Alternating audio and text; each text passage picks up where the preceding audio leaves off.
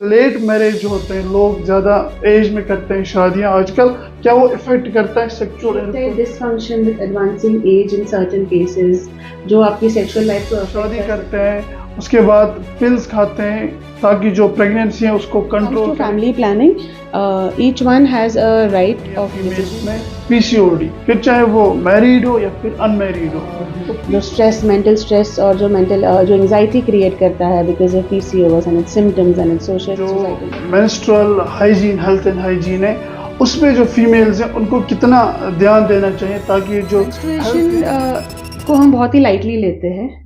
There are certain myths around menstruation here which is जो किसी किसी को हैवी मेंस्ट्रुअल पीरियड्स होते हैं या फिर कुछ लोगों को इरेगुलर पीरियड्स होते हैं, तो जो वुमेन्स हैं a normal menstrual cycle ranges anywhere between 21 days to 35 days. जो फीमेल या फिर मेल हेल्थ होता है, इसके लिए क्या क्या general Physical health, take care of your mental health, take care of your emotional.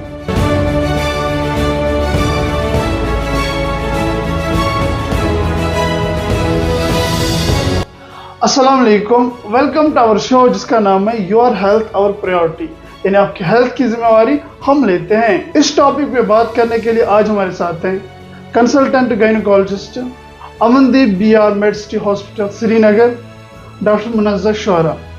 जो सबसे पहला क्वेश्चन है मैम, हम आपसे पूछना चाहते हुए हैं, क्या लेट मैरिज जो होते हैं, लोग ज़्यादा एज में करते हैं शादियां आजकल, क्या वो इफेक्ट करता है सेक्सुअल एंड रिप्रोडक्टिव हेल्थ को? अस्सलाम वालेकुम।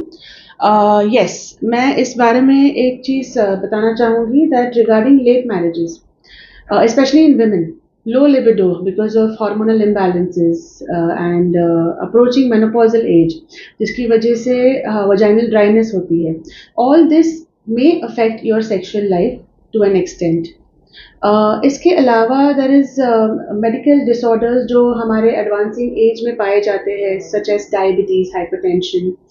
All this, yes, affects the sexual life to an extent and mentally जो लेट मैरिजेस में जो सोसाइटल प्रेशर रहता है, एंजाइटी रहती है, उसके प्रेशर के अंडर भी एक वुमन की सेक्सुअल लाइफ एक हद तक अफेक्ट हो सकती है। क्या मेन में इसमें कोई इफेक्ट हो सकता है? Yes, so we do see erectile dysfunction with advancing age in certain cases जो आपकी sexual life को affect कर सकती है. So there are multiple reasons, but late marriage, yes, becomes one of the basis for the causes for these reasons. आजकल जो लोग एक काम करते हैं, शादी करते हैं, उसके बाद पिल्स खाते हैं ताकि जो प्रेगनेंसी है उसको कंट्रोल करें फॉर 1 ईयर 2 ईयर, क्या ये इफेक्ट करता है सेक्सुअल हेल्थ पे? No. See, when it comes to family planning, each one has a right of decision to take their choice of contraception. Of course, after well discussing it with your gynecologist. Oral contraceptive pills का एक myth है कि it may affect your sexual life or your fertility life in the future. ऐसा नहीं है. It's a very safe and effective method of contraception, provided it is taken under the guidance of your gynecologist and for the adequate period of time. एक चीज बहुत ही common हो गई है females में, पीसीओडी, फिर चाहे वो मैरिड हो या फिर अनमैरिड हो, तो पीसीओडी से क्या ये इफेक्ट करता है सेक्सुअल हेल्थ को? So there are multiple factors PCOS में that may affect your sexual health in various ways. Firstly, hormonal imbalances जहाँ हमारे androgen excess होता है due to which there is decreased libido which can affect your sexual health. Secondly, because of your body appearance, like most of the PCOS में we see acne and hirsutism, तो जो body appearance का जो एक confidence रहता है वो एक female थोड़ा सा lose कर लेती है.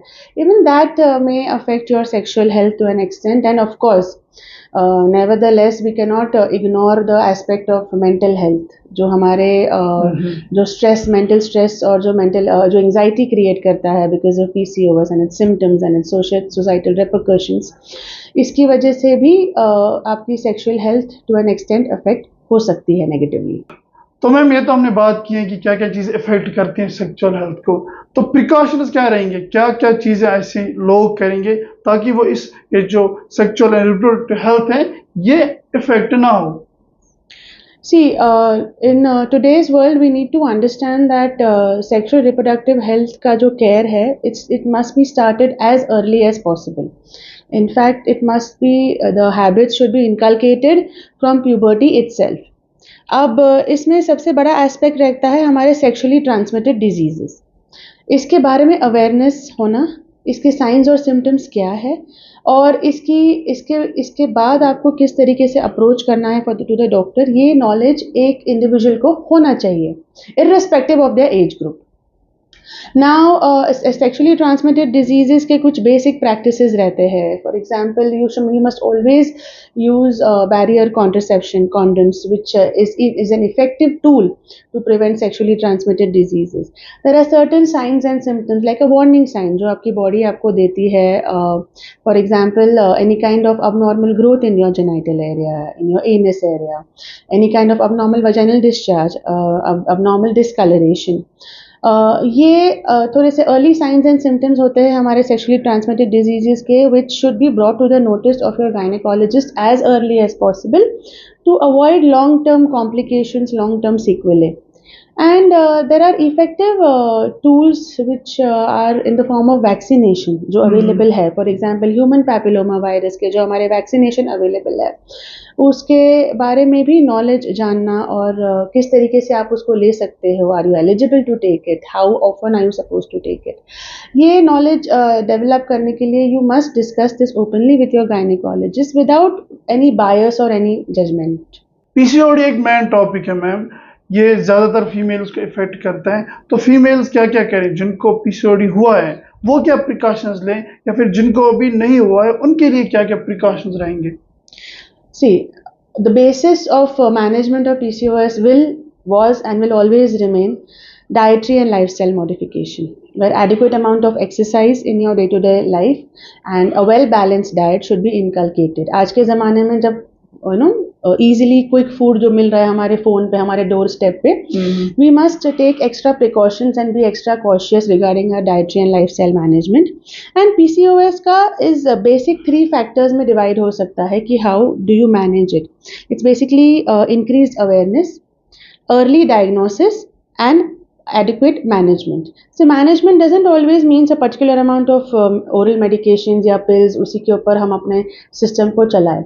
It's a well balanced holistic approach regarding your dietary lifestyle and some form of medication as per your current condition, which is decided by your gynecologist and not by yourself or by any Google knowledge. Ma'am और एक चीज है जो menstrual hygiene, health and hygiene है, उसमें जो females हैं उनको कितना ध्यान देना चाहिए ताकि जो हेल्थ है ये इफेक्ट ना हो, फिर चाहे सेक्सुअल हेल्थ हो या फिर जनरल हेल्थ हो? See, menstrual hygiene forms the base of a healthy reproductive system. Menstruation को हम बहुत ही lightly लेते हैं. There are certain myths around menstruation here, which is during menstruation you shouldn't have a bath, especially a head bath, sir से नहीं नहाना है.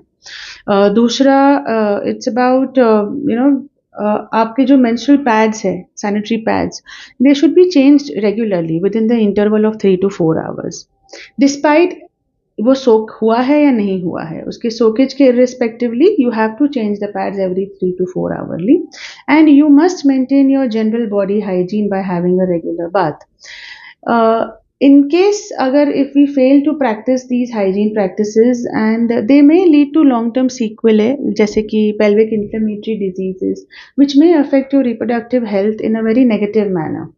So these basic practices should be inculcated as early as possible. इसमें ma'am और एक चीज आती है, जो किसी को हैवी मेंस्ट्रुअल पीरियड्स होते हैं या फिर कुछ लोगों को इरेगुलर पीरियड्स होते हैं, तो जो वुमेन्स हैं वो इसमें घबराती हैं कि क्या इससे कोई इफेक्ट पड़ता है या फिर कोई चीज पड़ती है या फिर नहीं पड़ती है. So menstrual cycle का ड्यूरेशन, उसका फ्लो एंड साइक्लिकल इंटरवल, ये 3 चीज़ों के बारे में नॉलेज, बेसिक नॉलेज गेन करना ज़रूरी है for every female. A normal menstrual cycle ranges anywhere between 21 days to 35 days. इसके ऊपर या इसके नीचे is something where you have to bring it to the notice of your gynecologist. Secondly, duration, any healthy flow duration is anywhere between 5 to 7 days. Now, actually 4 to 7 days. Anything less than that or more than that again should be brought to the notice of your gynecologist. And thirdly, the flow. There are some ladies who deal with excess flow, where there are passage of clots, या बहुत ही less flow, where there is hardly brownish discoloration या dark या black color discoloration. That's it. तो उसके लिए भी they have to bring it to the notice of their gynecologist for various reasons, that all these may be early signs of hormonal imbalances, any kind of cysts, any kind of abnormal pain during periods which is hampering your day-to-day activity may be an early sign of endometriosis. तो जितना आप उसको early catch करते हैं, diagnose करते हैं और treat करते हैं, that उतना ही better रहता है for your healthy reproductive health. Ma'am what about pain, how much pain, मतलब कौन सी लेवल है पेन की जहाँ पे मिला ये नहीं, ये तो मेंसेस की पेन है, अब कुछ ज्यादा पेन हो रहा है? See, mild dysmenorrhea is faced by maximum females, which are mostly physiological. Now, when it becomes a pathological condition, जैसे कि हमारे ovarian cysts हो गए, fibroids हो गया, endometriosis हो गया, that pain is something which affects your day-to-day activities.